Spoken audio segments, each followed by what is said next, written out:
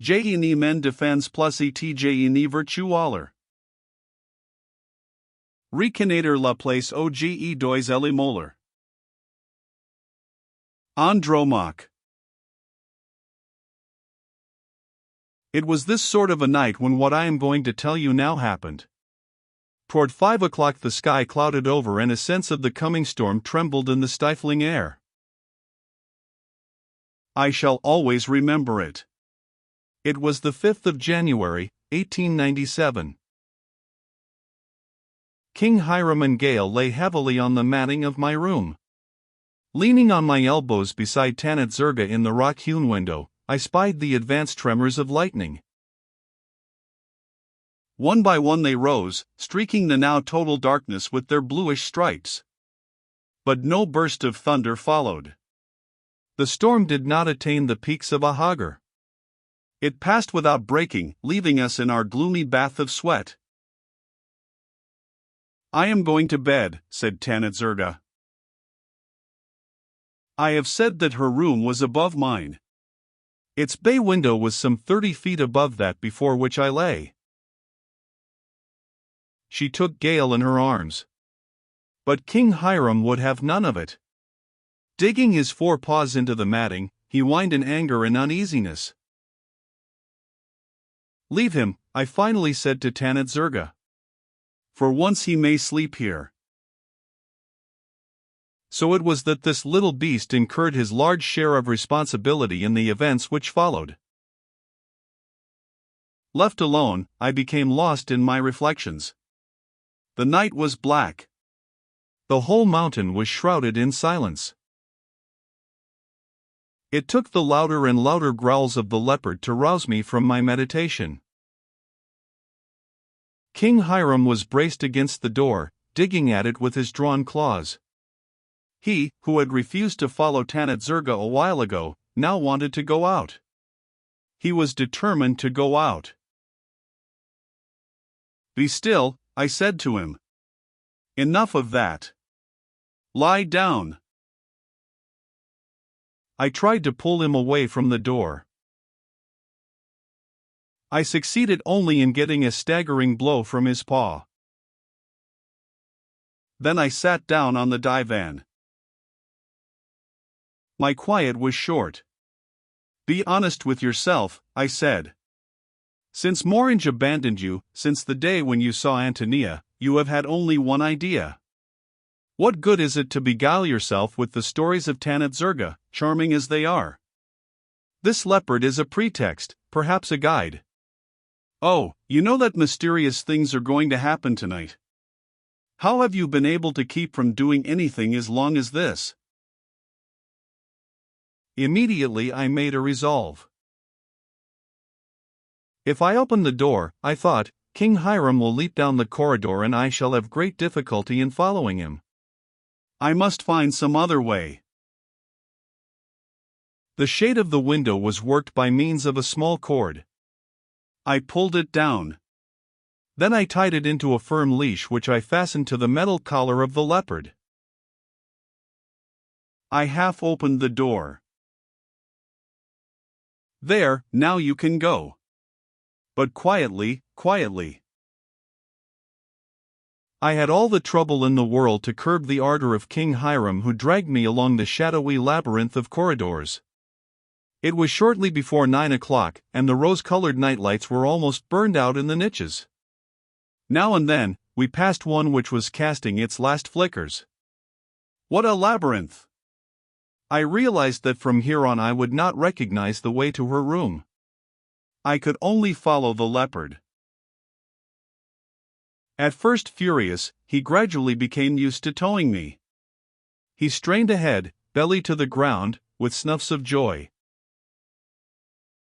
Nothing is more like one black corridor than another black corridor. Doubt seized me. Suppose I should suddenly find myself in the baccarat room. But that was unjust to King Hiram. Barred too long from the dear presence, the good beast was taking me exactly where I wanted him to take me. Suddenly, at a turn, the darkness ahead lifted. A rose window, faintly glimmering red and green, appeared before us.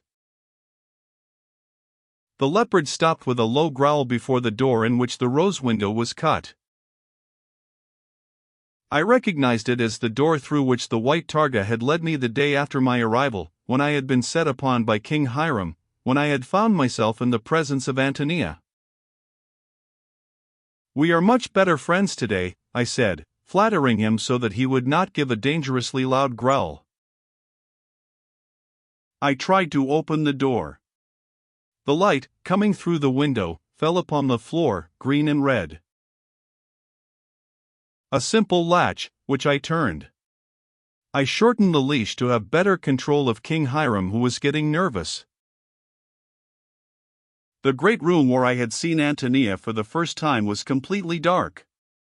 But the garden on which it gave shone under a clouded moon, in a sky weighted down with the storm which did not break. Not a breath of air. The lake gleamed like a sheet of pewter. I seated myself on a cushion, holding the leopard firmly between my knees. He was purring with impatience. I was thinking. Not about my goal.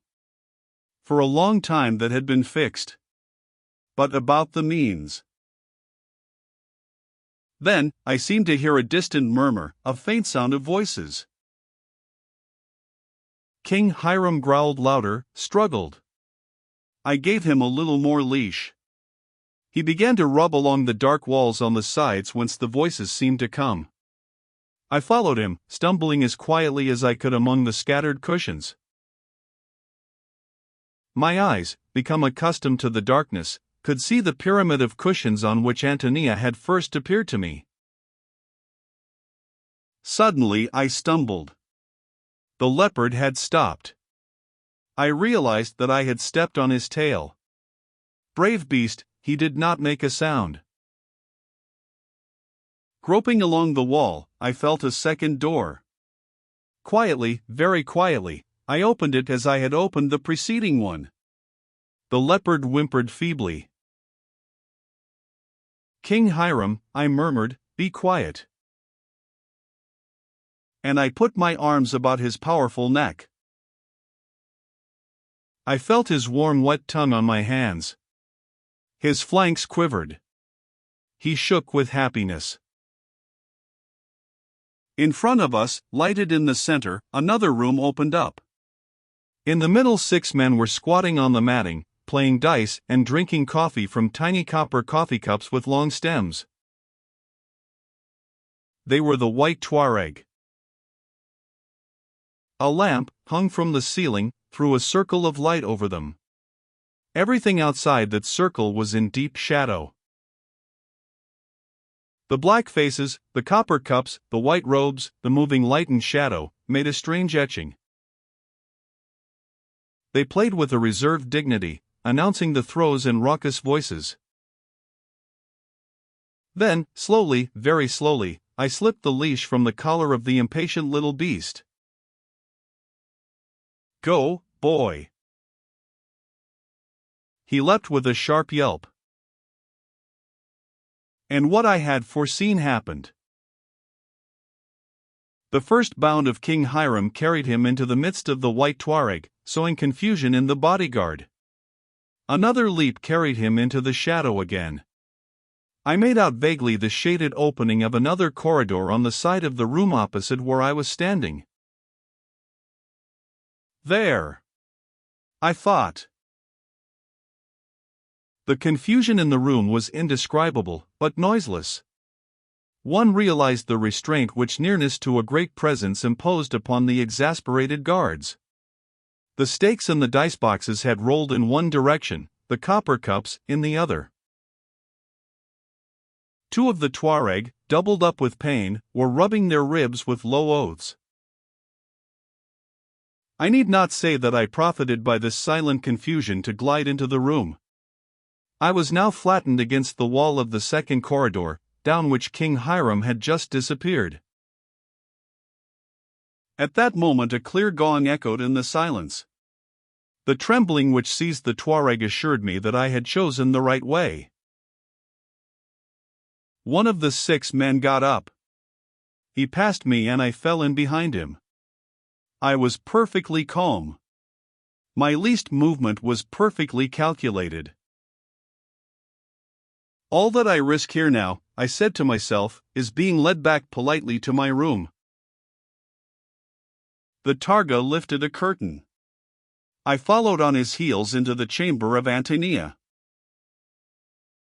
The room was huge and at once well lighted and very dark.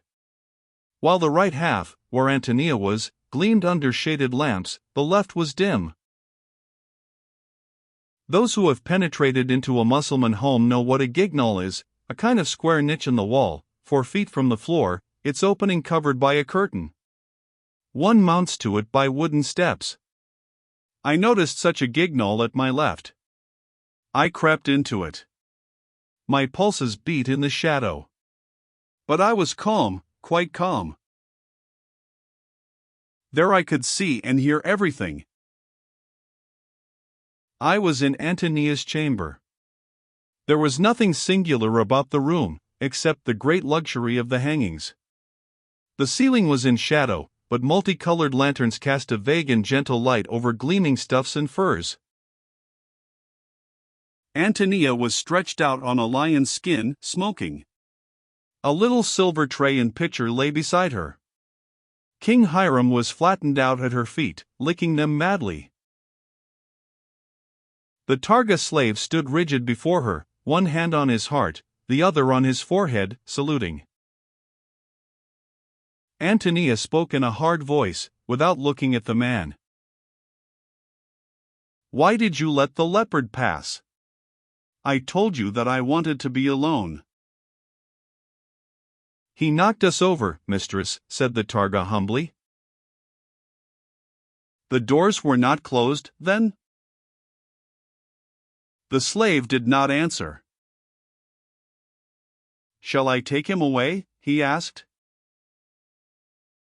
And his eyes, fastened upon King Hiram, who stared at him maliciously, expressed well enough his desire for a negative reply. "Let him stay since he is here," said Antonia. She tapped nervously on the little silver tray. "What is the captain doing?" she asked. "He dined a while ago and seemed to enjoy his food," the Targa answered. "Has he said nothing?" "Yes, he asked to see his companion, the other officer." Antonia tapped the little tray still more rapidly. "Did he say nothing else?" "No, mistress," said the man. A pallor overspread the Atlantide's little forehead. "Go get him," she said brusquely. Bowing, the Targa left the room. I listened to this dialogue with great anxiety. Was this Morange? Had he been faithful to me, after all? Had I suspected him unjustly? He had wanted to see me and been unable to. My eyes never left Antonia's. She was no longer the haughty, mocking princess of our first interview. She no longer wore the golden circlet on her forehead. Not a bracelet, not a ring. She was dressed only in a full flowing tunic. Her black hair, unbound, lay in masses of ebony over her slight shoulders and her bare arms. Her beautiful eyes were deep circled. Her divine mouth drooped. I did not know whether I was glad or sorry to see this new quivering Cleopatra. Flattened at her feet, King Hiram gazed submissively at her. An immense orichalced mirror with golden reflections was set into the wall at the right. Suddenly she raised herself erect before it. I saw her nude. A splendid and bitter sight, a woman who thinks herself alone, standing before her mirror in expectation of the man she wishes to subdue. The 6 incense burners scattered about the room sent up invisible columns of perfume. The balsam spices of Arabia wore floating webs in which my shameless senses were entangled. And, back toward me, standing straight as a lily, Antonia smiled into her mirror. low steps sounded in the corridor. Antonia immediately fell back into the nonchalant pose in which I had first seen her. One had to see such a transformation to believe it possible. Morange entered the room, preceded by a white targa. He, too, seemed rather pale. But I was most struck by the expression of serene peace on that face which I thought I knew so well. I felt that I never had understood what manner of man Morange was, never. He stood erect before Antonia without seeming to notice her gesture inviting him to be seated. She smiled at him. "You are surprised, perhaps," she said finally, "that I should send for you at so late an hour." Morange did not move an eyelash. "Have you considered it well?" she demanded. Morange smiled gravely, but did not reply. I could read in Antonia's face the effort it cost her to continue smiling. I admired the self-control of these two beings. "I sent for you," she continued. "You do not guess why? Well, it is to tell you something that you do not expect. It will be no surprise to you if I say that I never met a man like you. During your captivity, you have expressed only one wish. Do you recall it?"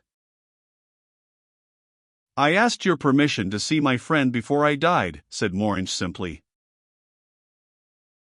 I do not know what stirred me more on hearing these words, delight at Morange's formal tone in speaking to Antonia, or emotion at hearing the one wish he had expressed. But Antonia continued calmly. "That is why I sent for you, to tell you that you are going to see him again. And I am going to do something else. You will perhaps scorn me even more when you realize that you had only to oppose me to bend me to your will, I, who have bent all other wills to mine. But, however that may be, it is decided, I give you both your liberty. Tomorrow Pierre Benoit will lead you past the 5th enclosure. Are you satisfied?" "I am," said Morange with a mocking smile. "That will give me a chance," he continued, "to make better plans for the next trip I intend to make this way. For you need not doubt that I shall feel bound to return to express my gratitude. Only, next time, to render so great a queen the honors due her, I shall ask my government to furnish me with 200 or 300 European soldiers and several cannon." Antonia was standing up, very pale. "What are you saying?" "I am saying," said Morange coldly, "that I foresaw this. First threats, then promises." Antonia stepped toward him. He had folded his arms. He looked at her with a sort of grave pity. "I will make you die in the most atrocious agonies," she said finally. "I am your prisoner," Morange replied. "You shall suffer things that you cannot even imagine." "I am your prisoner," repeated Morange in the same sad calm. Antonia paced the room like a beast in a cage. She advanced toward my companion and, no longer mistress of herself, struck him in the face. He smiled and caught hold of her, drawing her little wrists together with a strange mixture of force and gentleness. King Hiram growled. I thought he was about to leap. But the cold eyes of Morange held him fascinated. "I will have your comrade killed before your eyes," gasped Antonia. It seemed to me that Morange paled, but only for a second. I was overcome by the nobility and insight of his reply.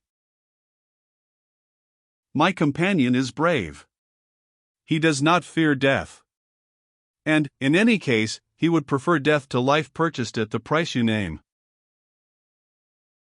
So saying, he let go Antonia's wrists. Her pallor was terrible.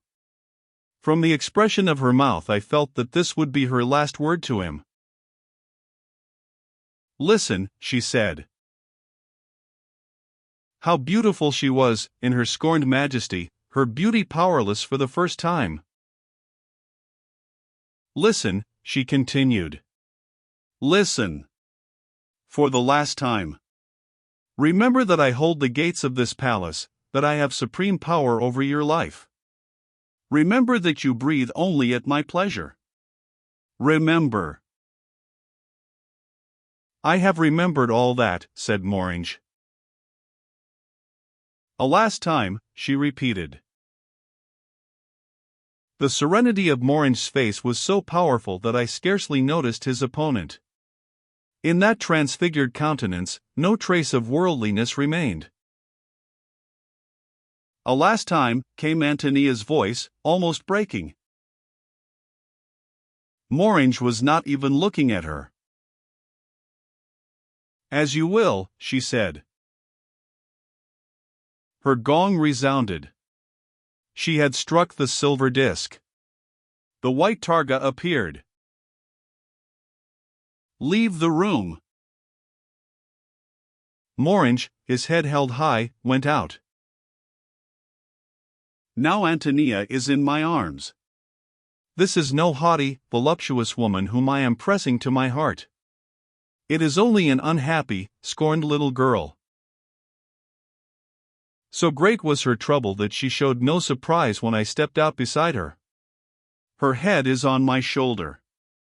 Like the crescent moon in the black clouds, I see her clear little bird-like profile amid her massive hair. Her warm arms hold me convulsively. O tremblant cœur humain! Who could resist such an embrace, amid the soft perfumes, in the languorous night? I feel myself a being without will. Is this my voice, the voice which is murmuring? Ask me what you will, and I will do it, I will do it. My senses are sharpened, tenfold keen. My head rests against a soft, nervous little knee. Clouds of odors whirl about me. Suddenly it seems as if the golden lanterns are waving from the ceiling like giant censers. Is this my voice, the voice repeating in a dream? Ask me what you will, and I will do it. I will do it. Antonia's face is almost touching mine. A strange light flickers in her great eyes. Beyond, I see the gleaming eyes of King Hiram. Beside him, there is a little table of Kerwa, blue and gold. On that table I see the gong with which Antonia summons the slaves. I see the hammer with which she struck it just now, a hammer with a long ebony handle, a heavy silver head, the hammer with which little Lieutenant Kane dealt death. I see nothing more.